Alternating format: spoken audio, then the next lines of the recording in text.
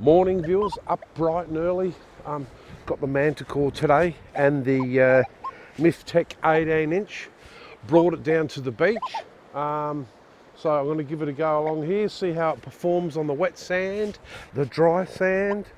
So I've never taken it down the beach before. So we've had a bit of stormy weather, bit of erosion on these banks. Low tide, it's heading for low tide now, so hopefully the old Mythtek can smash a few gold rings, mate. Get on. Right.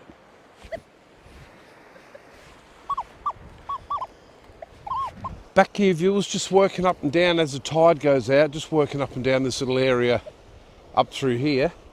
But I just dug a target just before.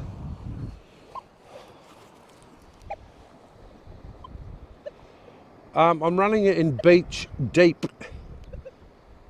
I'll just give you a bit of a look there. Sensitivity on about 28. And I just dug this target. I'll give you a listen to what it sounds like when you go over one.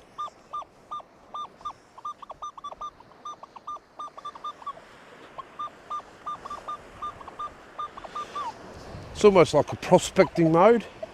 So I'm not sure what I've got. I think it might be a coin, but it's a bit scabby. Probably been there for years.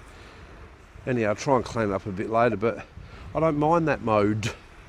It's really pronounced, and it's you don't miss it. Once you go over a target, you know you got something. So there you go.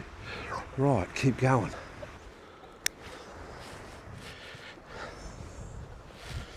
Back here, viewers, just wanted to give you a little bit of a look how this machine and the coil, the big 18-inch Mythtek, looks on the beach. I think this is where a coil like this really comes into its own, because you get a lot of coverage, and that one sounds pretty good. I'll mark that. And get a lot of coverage, and it's, what am I in? I'm just in general beach mode, and it's as smooth as. So I've been a bit quiet down here, but I looked up here, noticed that all this has been eroded with the storms, and I've got something quite interesting to show you. It's a good tip to keep a look out when you're you know, on the beach and that sort of thing. Look for different changes in the landscape, especially after storms. So I've basically been walking along pretty quiet, and all of a sudden started getting all these targets. And I'll just put this down for a minute because I've got something to show you. All right, here we go. So it's all eroded all the way up here. There's a fair bit of sand missing, and I'm just cruising along, picking up coins off the ground like this. I think that's a 2-cent piece, right? So this is a good spot to have a look for rings and bits and pieces, because here we go, here's another coin. I reckon that's a 1-cent piece by the looks, small enough to be. I would say it is. Very, very mangled. And just up here somewhere was another coin.